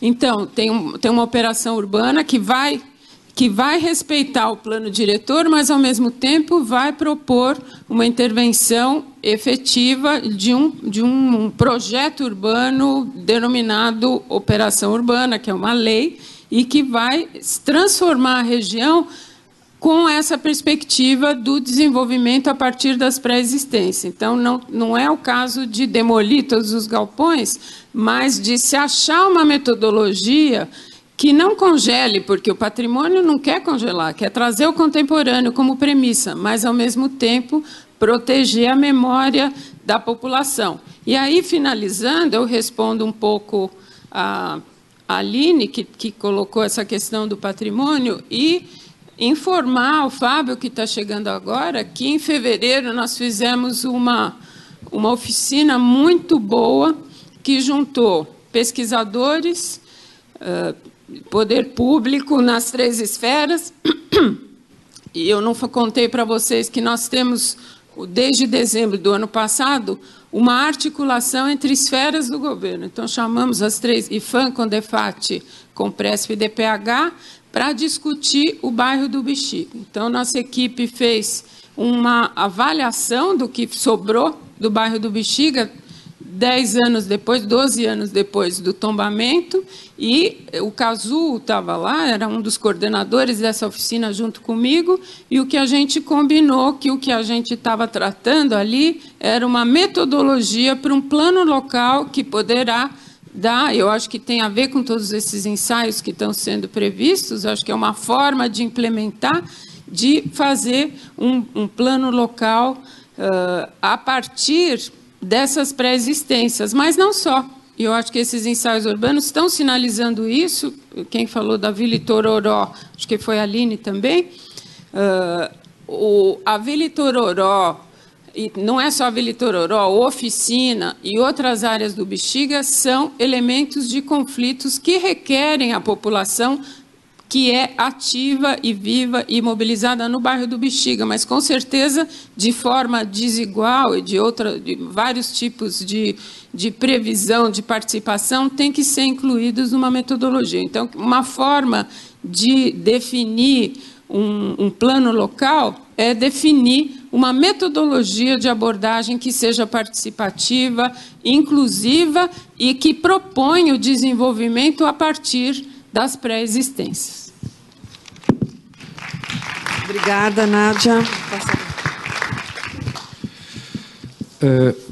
Eu acho que as questões levantadas pelos debatedores foram tão variadas que é até difícil a gente imaginar que vai dar conta de responder a todos. Mas eu só sinalizo assim para o Arnaldo. As ERS são mais complicadas do que a saúde. Né? Assim, eu me considero quase da saúde, eu como também no vovó uva, acho que você come também, então somos da família, não tem problema, tá? Mas, problemas à parte, a gente sabe mesmo que hoje a sociedade está organizada muito mais do que quando o último plano foi montado. Então, os movimentos por moradia hoje são muitos, conflitam entre si e todos eles trazem suas pautas de reivindicação. As ERs são muitas, são plurais, e elas também trazem e defendem ferrenhamente a sua pauta. A discussão na Câmara dos Vereadores, cada vereador é porta-voz de coletivos, ideias e condicionantes extremamente importantes também reivindicam que seja contemplado. O poder público ele é meio refém de estudo, mas essa é a beleza do ofício, né? Você é obrigado a ouvir todo mundo, você tenta olhar todas essas questões, mas até sinalizando um pouco na direção que a Juliana falou do tempo de gestão, né? Como é que a gente imagina que isso vai se dar? Mal ou bem, se a construção é realmente coletiva e você consegue trazer todos esses players para a discussão, você cria um acordo, né? O plano diretor ele vai ser tão bom quanto for possível o acordo entre esses interlocutores, tá? E se esse acordo for de fato uma ferramenta adequada para a construção de alguns consensos, aí você supera o limite de uma gestão passar para outra, né? Quando a gente estabelece um horizonte de 16 anos, é o sonho de falar, olha, vamos fazer um acordo para os próximos 16 anos? Será que é possível a gente encontrar denominadores comuns e pontos de convergência? Unanimidade não existe e diálogo é sinônimo de confronto. E aí eu pego um pouco o que o Christian, é Christian o nome dele que falou, aquele menino que eu perguntei, quando ele falou dos cercamentos, né, que ele desapontado de coisas que ele viu abertas e que agora ele vê fechadas. Ricardo, não estou te achando aí, Ricardo, achei agora. Ô, Ricardo, veja bem, o MUB é fechado, né? Você tem um museu privado, que aquele é quase um museu privado, na área mais valorizada de São Paulo, e ele tem uma grade estúpida, como quem diz, eu não posso abrir. Pera, lá não pode abrir, né? Então, vamos entender que esses muros não estão fechando espaços, estão fechando mentalidades. Higienópolis é fechado com grades. Enquanto a gente continuar acreditando que grade traz segurança, você não vai ter como tirar essas grades. A experiência maior, que eu dei algumas entrevistas a respeito da Praça Roosevelt, né? O pessoal falou, a Praça Roosevelt deu errado. Você vê, está cheio de skatista, tem briga no uso da Praça Roosevelt, os vizinhos estão reclamando. Ela é um baita sucesso. Eu quero que dê muita briga, eu quero que dê conflito. Sabe, tem que ter esses conflitos. Tem que o vizinho reclamar do skatista, tem que o skatista aprender que o que ele brinca lá, a partir das 10 horas, 11 horas, tem que parar, e eles estão parando. Aí estão entrando os patinador, que patinador não faz barulho, né? Então, tem amigos que vão patinar depois do horário que o skatista foi obrigado a parar, e isso é conflito, mas conflito faz parte do diálogo, né? A Praça Roosevelt, para mim, é um grande sucesso como experiência de convívio de diferentes. Eu sonho ela ainda... É uma pena que, respondendo um pouquinho a brincadeira da Aline, qualquer processo desse, às vezes, traz um pouco de gentrificação, né? Então, me preocupo que um dia aqueles teatros alternativos tão interessantes acabem pela valorização da área sendo expulsos, e a gente vai perder as putas, vai perder o teatro, vai perder os bêbados, vai perder o morador de rua, e não devia perder. A gente tem que sonhar com a possibilidade da permanência de toda a sociedade heterogênea e plural que a gente tem, mas é pelo conflito que isso vai se dar. Então, vamos ver se nos PRS a gente consegue botar isso na mesa. Mas ninguém sabe o que vai sair, porque o jogo tem essa honestidade de saber que o limite dele é até onde a nossa sociedade permitir ir. Aí, quem sabe, a gente derruba alguma grade, ou elas virão, depois passam, etc. Obrigada, Fábio. Desculpe aí aos dois, mas a gente tem o tempo exíguo. E eu gostaria agora de convidar para o encerramento o arquiteto Daniel Montandon, diretor de DEUSO, de SMDU, coordenador da revisão do zoneamento e um dos idealizadores do concurso, né, Daniel? Bem, obrigado. Gostaria... A gente tem que entregar o auditório às 6 horas, é por isso que a gente correu tanto. Um debate riquíssimo que foi trazido aqui nessas 2 tardes. E eu gostaria, primeiro, de fazer um agradecimento muito sincero a todos os premiados que estiveram aqui presentes, que toparam muito rapidamente estar aqui compartilhando os trabalhos, socializando as ideias do concurso. É extremamente valioso mesmo. Estávamos muito bem impressionados com os trabalhos, agora ficamos muito mais bem impressionados. Um agradecimento especial a vocês. Gostaria de agradecer também a todos os debatedores que contribuíram muito para qualificar o debate, para, acho que, reverberar algumas questões, assim, colocar uma luz e holofote algumas ideias bastante relevantes. Um agradecimento especial a essa equipe maravilhosa da Secretaria que organizou esse evento, está organizando o projeto do ateliê, o projeto do concurso, especialmente a Carolina, a Thaís, a Ana e também a Letícia. Muito obrigado aí por todo esse empenho, tudo que surge aqui na logística de um evento, a gente tem 2, 3 pessoas disputando como resolver, então isso é uma forma ótima de trabalho, enfim, uma equipe de meninas valiosas, muito obrigado. É muito difícil fazer um exercício de síntese em tão curto espaço de tempo, mas eu queria deixar uma mensagem. Se o nosso evento ele é um evento que discutiu os resultados do concurso Ensaios Urbanos, como início dos trabalhos do ateliê Ensaios Urbanos, eu queria deixar uma mensagem de que vocês puderam ver que a gente, ao discutir as questões relacionadas a uma lei de zoneamento, a gente abre a reflexão para uma série de questões que escapam a uma mera discussão de regra de parcelamentos e ocupação do solo. Então, vocês viram nessas 2 tardes que surgiu aqui coisas inerentes ao zoneamento, mas coisas que vão para o projeto urbano, coisas que vão para o plano regional, coisas que vão para o plano de bairro, coisas que estão na escala do plano diretor, coisas que estão em processos de gestão. Enfim, é uma discussão que ela está dentro de um sistema de planejamento e um sistema de governança do município, de governança da política urbana. E é uma governança que a prefeitura não faz sozinha, que a prefeitura faz com a sociedade, e a gente precisa ter os instrumentos para que ela aconteça. A gente está no momento de regular esses instrumentos, de avançar no aprimoramento desses instrumentos, e desse rol de instrumentos a gente agora está tratando da lei de parcelamentos e ocupação do solo. Então, as propostas que vieram aqui, elas são propostas que elas ousaram, tiveram bastante ousadia nos experimentos, mas todas elas dialogando com uma dimensão aplicada real para se viabilizar.